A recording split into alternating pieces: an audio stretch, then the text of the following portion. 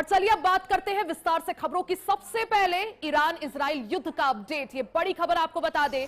Iran Israel युद्ध से जुड़ी बड़ी खबर, यूएई के सबसे बड़े बंदरगाह पर ईरान का बड़ा अटैक। यूएई के बंदरगाह फुजैरा पर हवाई हमला हुआ है। ईरान के हमले में बंदरगाह को भारी नुकसान पहुंचा है।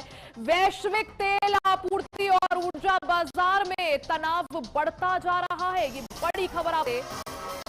ईरान इजराइल के बीच युद्ध का आज 17वां दिन है। 28 फरवरी को युद्ध शुरू हुआ था, जिसके बाद से ही युद्ध रुकने का नाम नहीं ले रहा है। ना ही ईरान सरेंडर कर रहा है, ना ही इजराइल और अमेरिका के हमले रुक रहे हैं। ईरान इजराइल युद्ध से जुड़ा ये बड़ा अपडेट आपको बता दें। यूएई के सबसे बड़े बंदरगाह पर ईरान ने अटैक कर दिया है। यूएई के बंदरगाह फुजैरा पर हवाई हमला हुआ है। ईरान के हमले में बंदरगाह को भारी नुकसान पहुंचा। तस्वीरें देखिए, धुएं का गुब्बारा आएगा और किस तरह से देखिए पहले अटैक होता है, उसके बाद वहां पर ब्लास्ट होता हुआ नजर आ रहा और धुएं का, काले धुएं का ये गुब्बार वहां से उठता हुआ। खबरें हैं कि ईरान के हमले में बंदरगाह को भारी नुकसान पहुंचा है। वैश्विक तेल आपूर्ति में तनाव एक बार फिर से बढ़ता हुआ। और विकास मणि त्रिपाठी हमारे सहयोगी अपडेट के साथ जुड़ गए हैं। विकास जी, देखिए एक तरफ ना ही ईरान सरेंडर कर रहा है, ना ही अमेरिका और इजराइल के अटैक रुक रहे हैं, और इस बीच ईरान ने एक बार फिर से यूएई को निशाना बनाया है, सबसे बड़े बंदरगाह पर अटैक किया है। क्या समझा जाए, वैश्विक तेल आपूर्ति और जो सप्लाई चेन है वो क्या बाधित हो सकती है आने वाले दिनों में और ज्यादा? बिल्कुल रिया, देखिए ये दूसरी बार है जब ईरान ने फुजैरा पोर्ट को निशाना बनाया है। यूएई का ये पोर्ट स्ट्रेटेजिकली बहुत इंपॉर्टेंट है पूरी दुनिया के लिए। स्ट्रेट ऑफ हॉर्मुज के बंद होने से एक ऐसी जगह है जहां से दुनिया भर के जहाजों को तेल सप्लाई की जा रही, जहाजों में तेल भरा जाता है इसी पोर्ट से।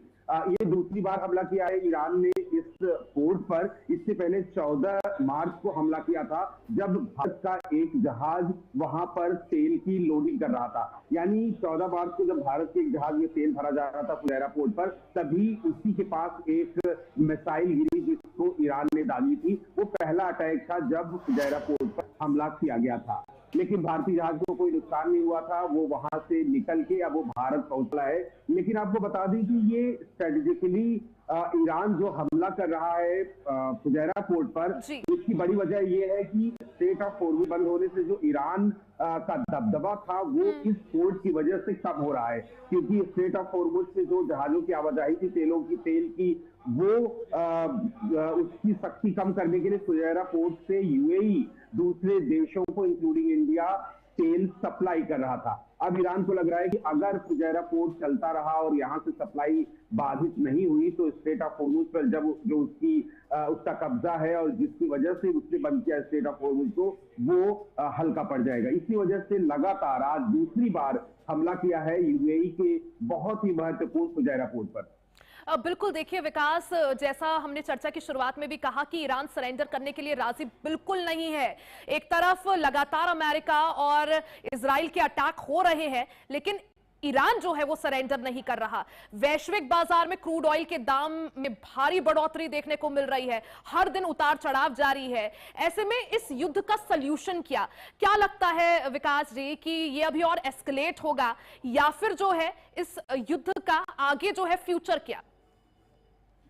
बहुत जल्दी होगी कहना कि इस युद्ध का क्या होगा, क्योंकि रशिया यूक्रेन का युद्ध, गाजा इजराइल का युद्ध, इन दो युद्ध जो चल रहे हैं अभी, इन दोनों को देखते हुए ये कहना मुश्किल है कि अब इस युद्ध में आने वाले दिनों में क्या होगा। क्योंकि ट्रम्प कह रहे थे ईरान बहुत जल्दी हार मान लेगा, उस पर कब्जा कर लेंगे। इवन एक छोटे से द्वीप, खार्क द्वीप जो है, जहां से 90% ईरान अपने फ्यूल की सप्लाई करता है, स्ट्रेटेजिकली बहुत इंपॉर्टेंट है ईरान के लिए। परसों ट्रम्प ने बोला था उस पर फटाफट कब्जा कर लेंगे, लेकिन अभी तक हमला भी नहीं शुरू किया है। युद्ध खत्म होगा या इसके क्या नतीजे होंगे ये कहना बहुत जल्दबाजी होगी। लेकिन हाँ, ईरान रुक नहीं रहा है, वो उन सभी देशों पर हमला कर रहा है जो अमेरिका का समर्थन कर रहे हैं या अमेरिका के पोर्ट जिन देशों पर है वो निशाना बना रहा है। फुजैरा पोर्ट पर हमला इसी की एक नीति हो सकती है ईरान की, क्योंकि ईरान यूएई को निशाना इसलिए क्योंकि यूएई पूरी तरह से अमेरिका के साथ है, चाहे वो पोर्ट के रूप में हो, चाहे ऑयल सप्लाई हो, चाहे हथियारों की डील को लेकर हो, हर तरह से यूएई अमेरिका के साथ है। और ये बात ईरान को बहुत चुभ रही है, इसी वजह से वो यूएई की हर इंपॉर्टेंट जगहों पर, इवन दुबई एयरपोर्ट के पास हमला कर रहा है। बिल्कुल, यानी एक तरह से बौखलाहट में जो है ईरान आसपास के जो खाड़ी देश है उनको भी नहीं छोड़ रहा है, उनके भी या तो जो यूएस के सेट ठिकाने या बेसिस वहां पर है उन पर अटैक कर रहा है, या फिर जो जिस तरह से ये खबर आई कि यूएई के बंदरगाह जो कि सबसे बड़ा बंदरगाह है उस पर एक तरह से अटैक किया गया है। लेकिन ये जो टेंशन है ये कहां जाकर रुकती है वो देखना भी जरूरी होगा। बहुत बहुत शुक्रिया विकास जी हमारे साथ बनने के लिए और जानकारी साझा करने के लिए। इजरायली प्रधानमंत्री बेंजामिन नेतन्याहू ने अपनी मौत के दावे का खंडन करते हुए एक नया वीडियो जारी किया है। अपने आधिकारिक एक्स अकाउंट पर पोस्ट किए गए वीडियो में नेतन्याहू ने अपनी 10 उंगलियां गिनाई। दरअसल पहले ईरान की अर्ध सरकारी तस्नीम न्यूज एजेंसी ने नेतन्याहू के मौत की अफवाह फैलाई थी। उसने दावा किया था कि नेतन्याहू काफी दिनों से सार्वजनिक तौर पर नजर नहीं आए हैं। उसने नेतन्याहू के एक वीडियो को एआई से बनाया हुआ बताया और सबूत के तौर पर उनकी कथित तौर पर एक हाथ में 6 उंगलियां गिनाई थी।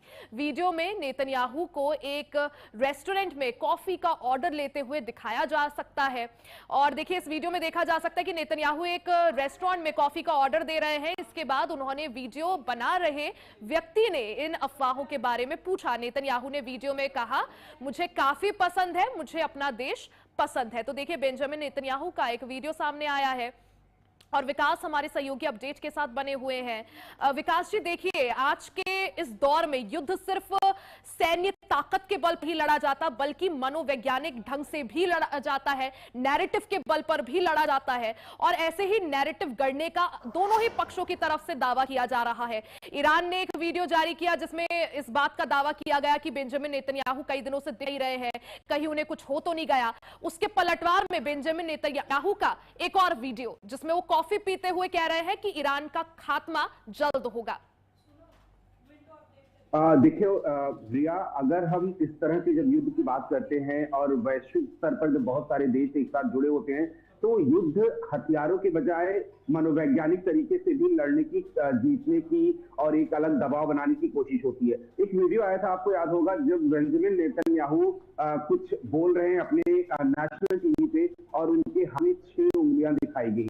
लोगों ने बोला कि ये एआई जनरेटेड वीडियो है और इसमें नेताओं की 6 उंगलियां दिख रही है, ये फेक हो सकता है, गलत हो सकता है। और उसके साथ ये भी क्या गए कि उनकी डेथ हो चुकी है। और इसके बाद ईरान की तरफ से बयानबाजियां शुरू हो गई कि हमारी तरफ से किए गए हमले में नेतन्याहू की मौत हो गई है और ये वीडियो फेक वीडियो है।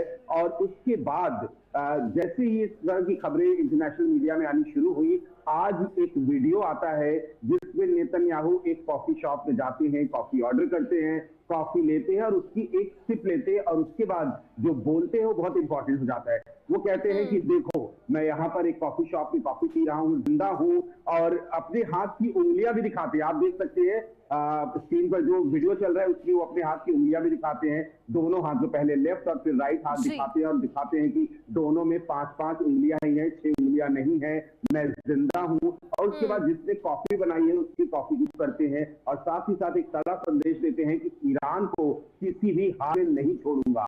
और अपने देशवासियों के लिए, देशवासियों के बोलते हैं कि आप लोग बहुत सपोर्ट कर रहे हो, आप लोग सुरक्षित जगहों पर रहो, अगर इस तरह के सायरन बजते हैं, हमले होते हैं तो आप सुरक्षित ठिकानों पर चले जाओ, जल्द ही इस तरह की जो पाबंदियां लगी है वो खत्म हो जाएंगी।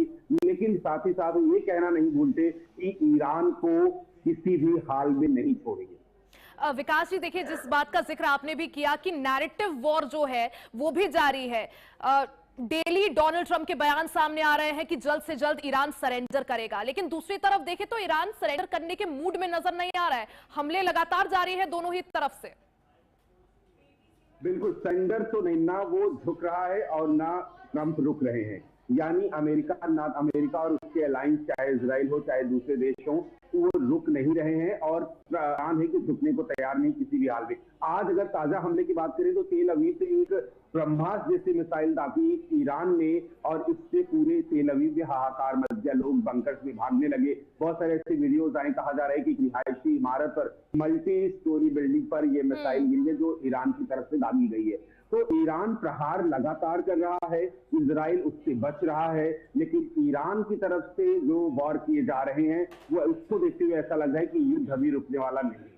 बिल्कुल, यानी अभी जो है ये युद्ध रुकता हुआ या थमता हुआ नजर नहीं आ रहा है। नैरेटिव वॉर भी जारी है और जिस तरह से अफवाहें फैलाई जा रही थी बेंजामिन नेतन्याहू की जान जाने की, उन्होंने खुद सामने आकर इस बात का प्रूफ भी दे दिया है। बहुत बहुत शुक्रिया विकास जी हमारे साथ जुड़ने के लिए, जानकारी साझा करने के लिए। और यहां रुकेंगे एक छोटे से ब्रेक के लिए, जल्द वापस आएंगे। बने रहे हमारे साथ, देखते रहे HNN न्यूज़, जुनून सच दिखाने का।